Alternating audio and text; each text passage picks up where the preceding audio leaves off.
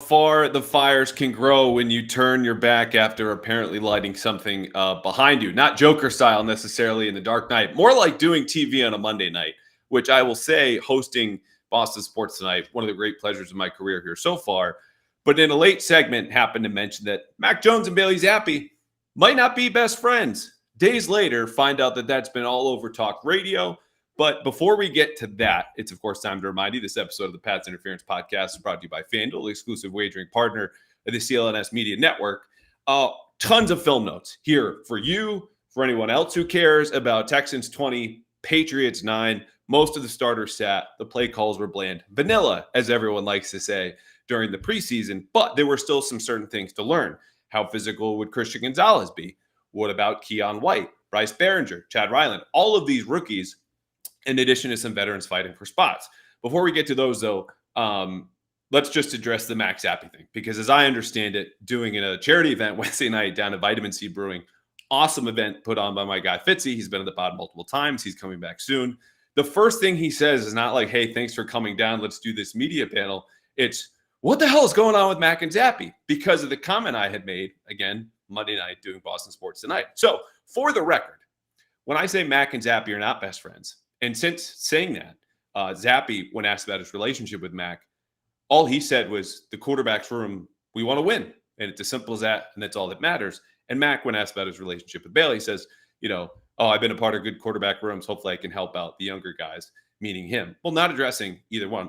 It's okay that they're not having sleepovers, okay, and sharing candy and telling late night stories up until 2 a.m. All right? We've been through this before in a very different version, but you all remember 2014, surprise of draft night, or day 2 of the draft back then.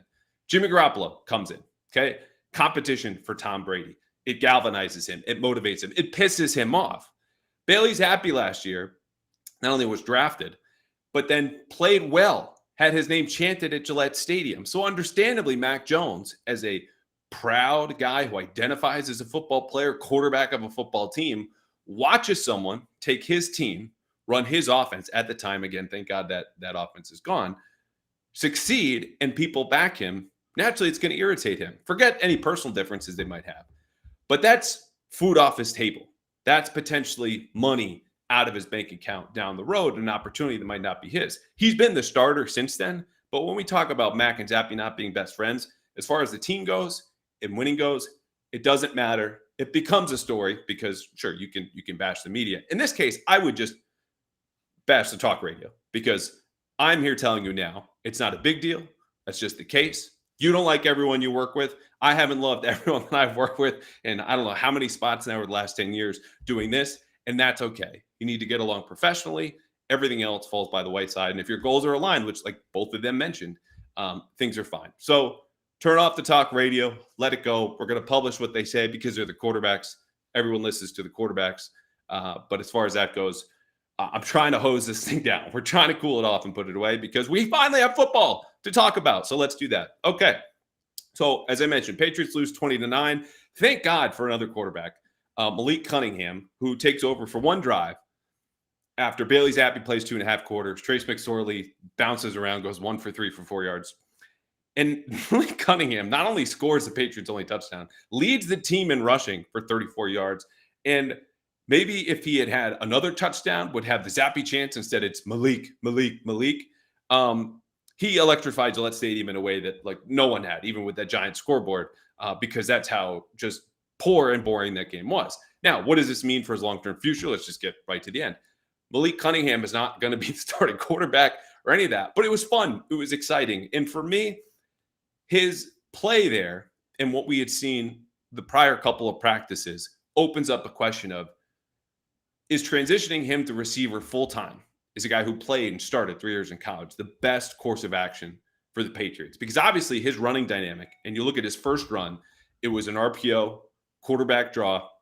He goes off, gains extra yards on the design play. Later, scrambles twice, including for the touchdown. That's a dynamic there where, I've made the analogy late in the shot clock, NBA players who can create their own offense without the need for a set or a screen or a pin down or anything. Okay. He can do that.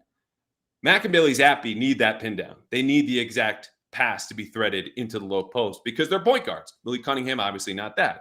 So when we go through our film here today, again, these are not long-term observations. There's nothing you can take out of this preseason game except for, okay, let's keep watching this. The starter sat, the play calls were bland, but Malik Cunningham obviously was a ton of fun and leads off our studs category. And we're going to go down studs today, duds, some assorted notes. And if you're listening on Saturday or later, all of my notes are going to be in the bostonherald.com. Again, same with the practice reports, more than 2,000 words, more than you really want to know. I'm sure there's some stuff in there. My editors just go, why is this here? I'm sorry, I'm a sick person, and it's football season, which means it's I'm going to be very ill for the next 6-7 months just diving into all this. So Malik Cunningham, the story, Malik Cunningham, the fun. On the opposite end of the fun spectrum was the offensive line, which, let's say it right off the top, you're missing every starter. Okay, Riley Reiff is the only healthy one. David Andrews in there too. They don't play. Neither does Trent Brown, Mike Onwenu, Cole Strange. Okay, so all backups. But that doesn't tell the whole story, just the injuries. Because when you look at the players behind him and behind them, aka everyone that we saw Thursday night, these are the players that if any one of those top five, again, Trent Brown, Cole Strange, David Andrews, Mike Onwenu, if he comes back, when he comes back, but not anytime soon, and Riley Reiff, if they get hurt sometime over the course of a very physical and draining 18-week season, these are the guys you're going to see. And what these guys did against the Texans backups were allow a 38% pressure rate on passing downs, allowed 32% of the Patriots' designed run plays to get stuffed, okay, and forced Bill O'Brien, where my objective as, new columnist over at the Herald for our Patriots coverage, was to say, okay, what am I going to learn about this offense? Understanding it's vanilla, it's store brand, white bread offense. And the thing that I took away is that the offense we've seen in training camp, the practices where the reporting is a little bit more limited around the X's and O's, completely respect that, was a lot like we saw Thursday night. And to me, the takeaway after Malik Cunningham was the Patriots are building their offense in a way that they expect to be bad along the offensive line. Now, certainly not this bad, not 38% pressure rate, not 1/3 of your runs basically getting stuffed at or behind the line of scrimmage. But the reason I say that is 1/4 of Bailey Zappe's pass attempts were screens.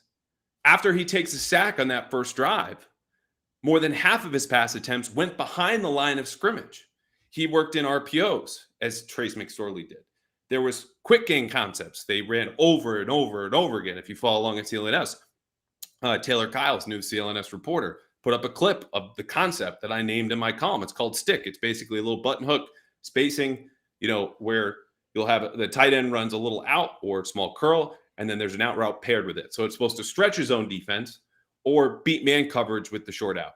They did that over and over again just to get the ball out. And if you were building an offense from scratch, knowing, okay, we're going to have a couple high school offensive tackles, but everyone else is fairly competent, these are the things you would run. Get it out, be safe, get to our playmakers. And so I don't say it because that's all we saw in the first preseason game when no starters sat and yada, yada. I say it because what we all witnessed Thursday night is a lot like what I've seen and other reporters have seen in practices when Trent Brown's been involved and Riley Reiff's been there and David Andrews is snapping. Does that mean it'll continue to operate pretty much entirely within the 10 yards of the line of scrimmage? No. But it seems that the concerns we've had at a training camp with the offensive line are concerns the Patriots share based on what they're doing. Okay, let's get back to the positive. Studs, we already mentioned Malik Cunningham. Jalen Mills, come on down. He had, first of all, a great press conference, which helps people like me on deadline somehow in the year 2023, writing for a newspaper. Interception, he explained. Again, Texans' first drive. He was in man coverage and just said, F it. I'm going to look at CJ Stroud and take advantage of this rookie because it's 3rd and 21 and my guy is staying into block. And even though Dalton Schultz released out into route, I don't give a shit. I'm going after this ball. And he did. He broke on this route about a full second before Stroud finally threw it. Mills gets the interception. It was cover 1. They had rushed 5. And the Patriots, there were some late rotations in the secondary. The pressure, as I mentioned, with 5 rushers, even on that play, 3rd and 21. But it wasn't like they threw the book at CJ Stroud. Jalen Mills is important, not because he can take advantage of rookie quarterbacks, though. It's because right now he's the 4th safety and the only one out of the top group, which starts with Kyle Duggar, then goes Adrian Phillips, obviously features Mills as well and Jabril Peppers, to play Thursday night. So he's fourth among that group. But what he showed with that play and an ensuing run stuff where he just comes off the edge, knew it was a run. He explained it in that same press conference. Go ahead, definitely watch it if you can. That he was just all over the place. And the way he moved around the secondary was if he was Devin McCourty, someone who had patrolled that secondary for years and knew what he was doing. So not only did he play well, it showed that if he plays like that, or even half as well, 3/4 of it well, when the games really count, safety again is going to be the deepest position on this roster because Jalen Mills is your fourth guy. And we didn't see the top three in the preseason opener. Good job by Jalen Mills. Anthony Jennings, someone you also don't see a whole lot of, but we saw plenty of on Thursday night. 2020, third-round pick out of Alabama. They move him a little off the ball, put him on the edge, basically scotch tape defense there that rookie year. Misses 2021, comes back. Last season, makes the team, rotational player. I texted with a couple of his old teammates, no longer with the team today, said, did you see the same thing out of Anthony that I did? And they're like, oh, yeah, he's coming on strong. So whether it's a contract year thing or the delayed development, which we've talked a lot about in this podcast for the 2020 draft picks, where they basically just get robbed of the rookie years, right? Like there's no preseason, no OTAs, no mini camp because of COVID. Throw you into the mix, and then the Patriots staff is moving you all over the place, including Josh Uche and Kyle Duggar, because they just don't have the bodies to fill those positions. Well, Anthony Jennings had a quarterback hit last night. He had a hurry, and he drew a holding penalty. So he's been a steady, soft six, right? Playing outside linebacker so far. I'm not saying that the ceiling all of a sudden, like he's getting one haircut or he works out for summer and comes back as this like hard eight. But if he's a player who can spice up or elevate his pass rush just a little bit, that takes what's a deepening group of roster talent because of another guy we're about to get to with that defensive front seven or really front six, and really boosts the potency there because you can rotate guys in more and keep them fresh. If Jennings is someone you can rely on for more than just setting the edge against the run, but pass rush like he did last night, it was a really, really good showing against, frankly, an underrated Texans offensive line, which might be the first time in history that's ever been said about the Texans. But moving on, our last stud, Keion White. Okay, this dude, we talked about him with Mike Giardi, 6'5", 300 pounds, moves like he is 240, moves like he has a small jetpack, and his hands are so heavy. Scout talk that, sometimes folks will use jargon just to kind of intimate they know a little bit more. You watch him and you try to tell me his hands are not heavier than an average human being's because it just jolts the offensive lineman upon impact. And then when he wants to move them and shed blocks, he's doing it right away. He had a hurry. He had a quarterback hit. He's dropping into space and, again, moving like he's 240 or 250. It wasn't so much an individual play here or there. He was just always around the ball, including tracking C.J. Stroud down from behind on what ended up being, I think, like a short gain on a small scramble. The bottom line with White is he played like the athletic freak we already knew he was. But he's harnessing that in a way that despite only playing the position for 3 years, again, he moved from tight end at Old Dominion to defensive end at Georgia Tech and suddenly is a top 50 pick. Okay. And he's a little bit older, so it helps from a physical development standpoint. This guy is ready for the NFL. In what official capacity? I don't know. He told reporters last night he wanted to come out, be physical. Boom, check. Now it's a matter of playing faster and harnessing that further because the tools are there. Special tools, like a little bit heavier, a little bit more fluid. Again, not from a career standpoint, not a talent standpoint, but there's some Willie McGinnis to him that I see.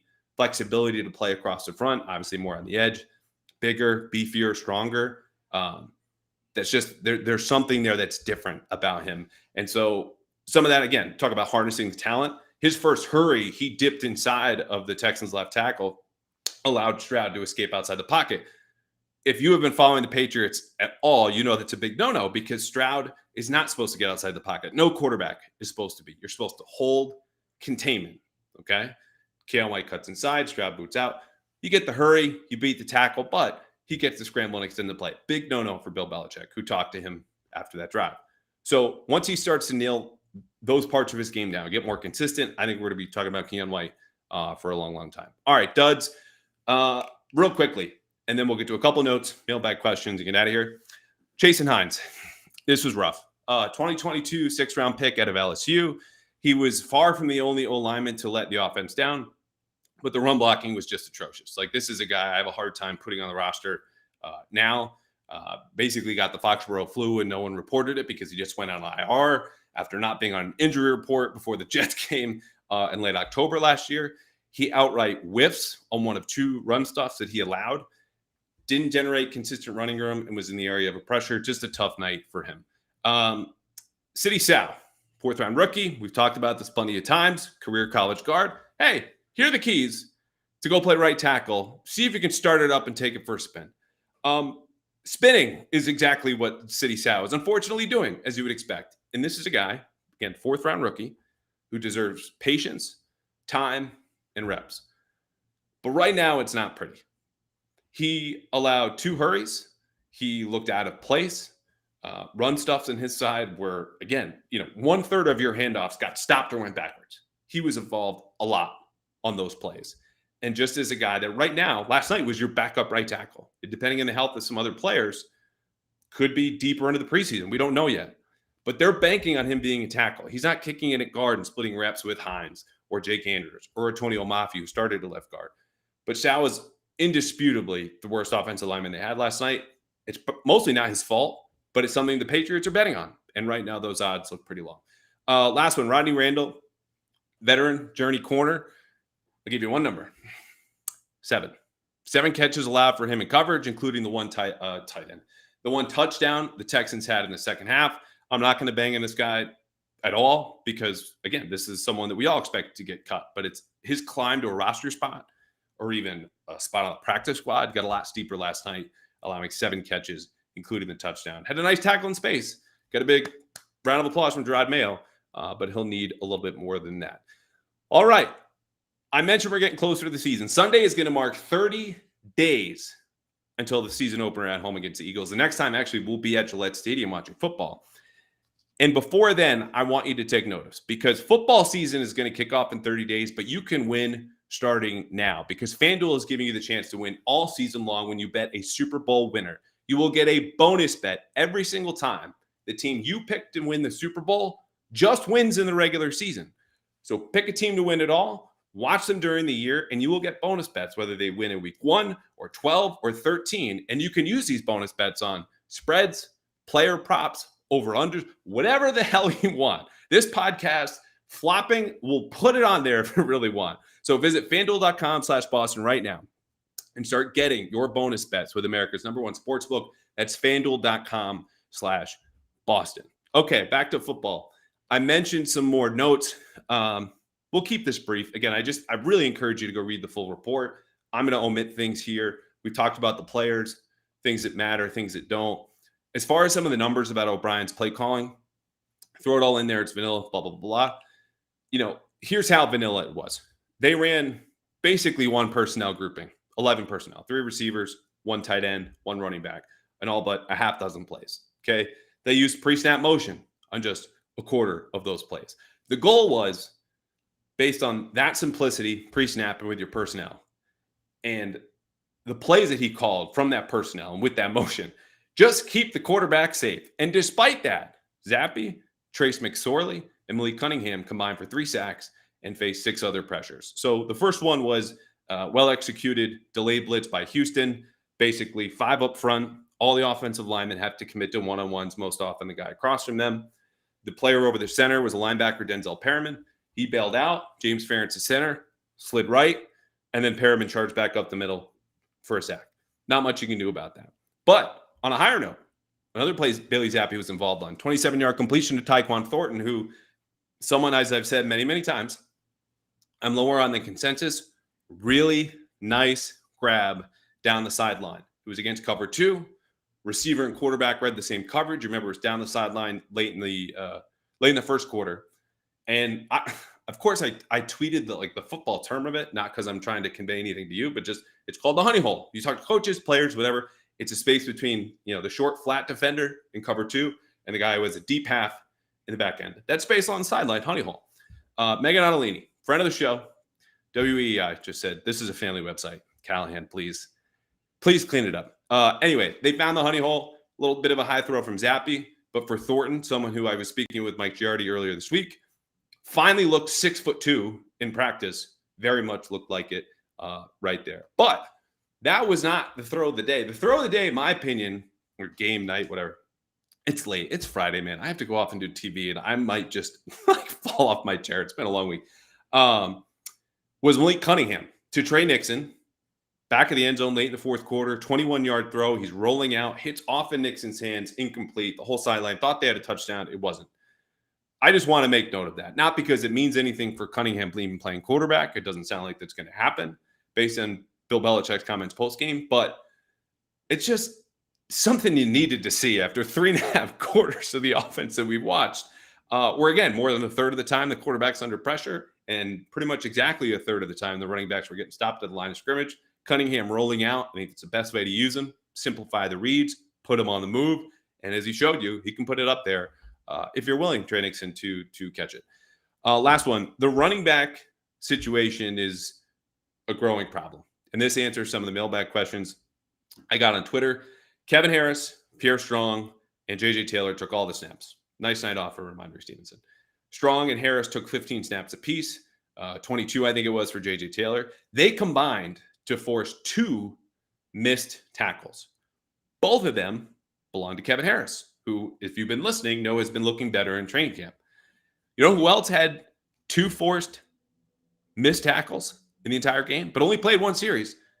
Yeah, Malik Cunningham. So Malik Cunningham, in about 7 minutes, matched the entire output of a pretty good measurement of running back play, where it's your job sometimes to create yards on your own. You're relying on the offensive line. We just talked about how poor the offensive line was. The running backs couldn't make chicken salad. I don't totally blame them, but it's not a good sign for a couple of second-year backs who we've talked all the time. Rookie red shirts, James White, Damon Harris, Shane Vereen, blah, blah, blah. Make the year 2 leap. And they've crouched down, and they've bent their knees, and they're soaring up, and their toes are still on the ground. I don't like a whole lot of what I'm seeing from these guys.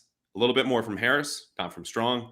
I think the Patriots should sign a veteran back. Ezekiel Elliott, come on down. Here's your extra $1 million or whatever you want, because you just can't do that. 2.2 yards per handoff and 2 broken tackles all night is not going to cut it.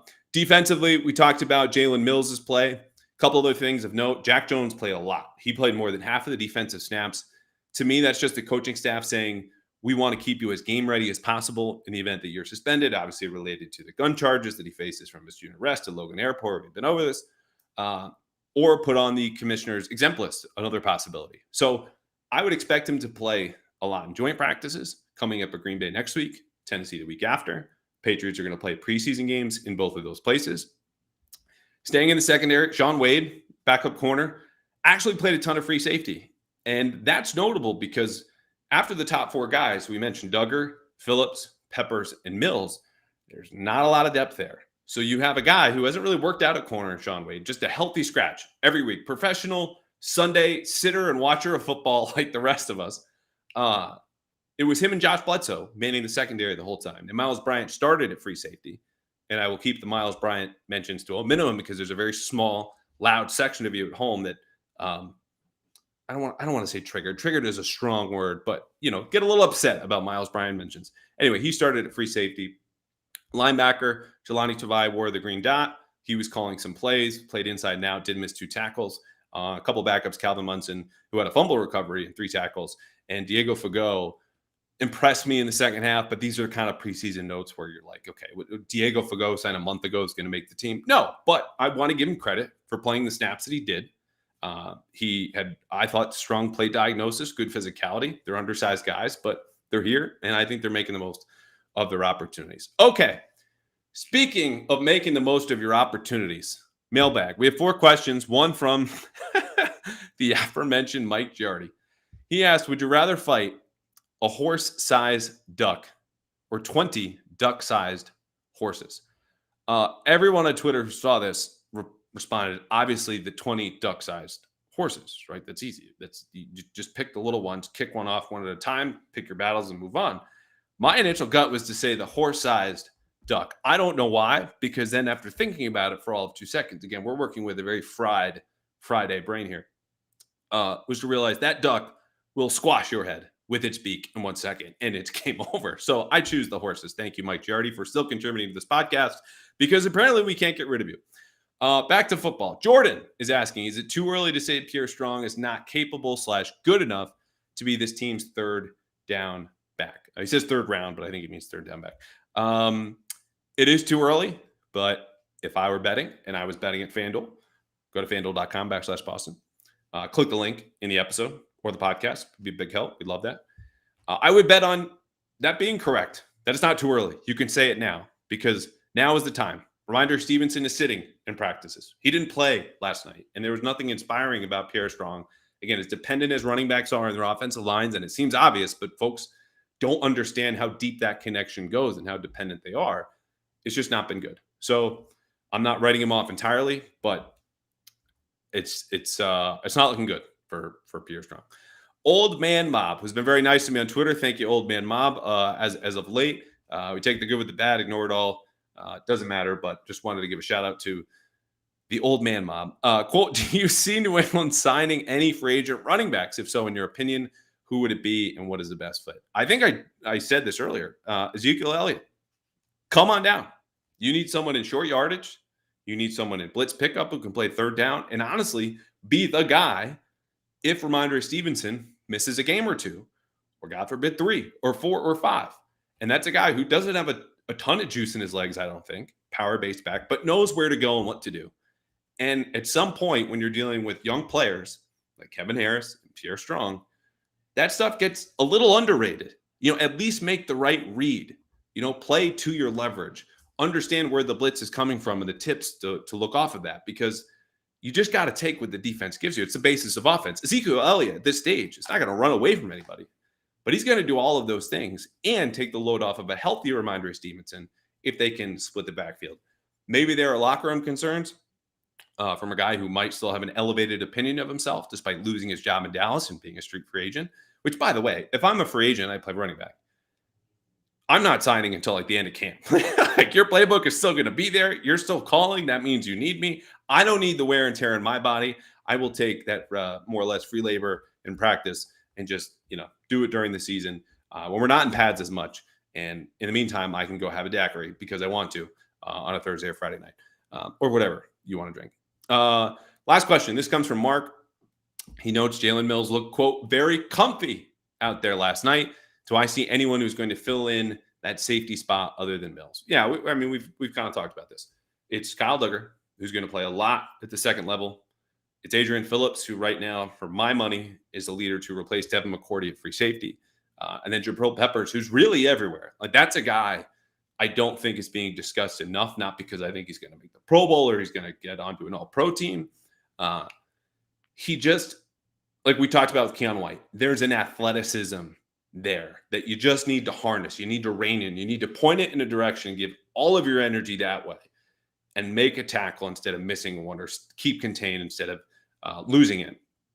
And I think he's going to do that this year. I think you're going to see the best Jabril Peppers yet in the NFL, from the guy who was in Cleveland playing free safety as a rookie to the Giants bouncing around being a captain, huge special teamer and defensive piece. Last year, rotational player, but there was no coincidence that his best football came down the stretch, coming off that ACL tear, being comfortable in the system, familiar with his teammates, and now he's back, re-signed to a 2-year deal. He's going to have a really good year. So Jalen Mills, as good as he looks, as comfy as he looks, according to Mark, he's could still be the fourth safety coming off the bench for the Patriots, and that's not a bad thing, because just like Duggar in certain years and Phillips, these guys get worn down. They're asked to play linebacker essentially in this defense. It's a lot of collisions with dudes who are 100 pounds heavier than you. So if Jalen Mills can rotate in for Peppers or Phillips or Duggar on occasion, that's a good thing. 4 safeties sounds like a lot, but for a team that majors in playing 3 safeties all the time, that's their base defense. It's not 4-3. It's not 3-4. It's 3 safety nickel defense. 4 safeties is a good thing. Okay. A weekend off is a good thing, at least on this end. I hope you've enjoyed our coverage here from training camp. It's been a ton of fun doing these live shows. We've had multiple guests. I mentioned Fitzy is going to come back soon. I will be in Green Bay, along with my colleague Doug Kei from the Boston Herald.